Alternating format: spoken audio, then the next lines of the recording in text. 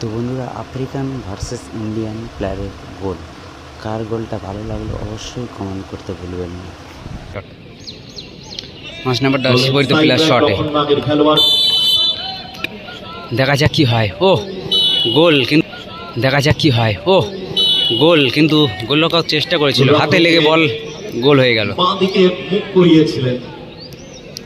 ভালো দিক থেকে বড় বোতলগুলো একটু নিয়ে এখানে দিয়ে যা।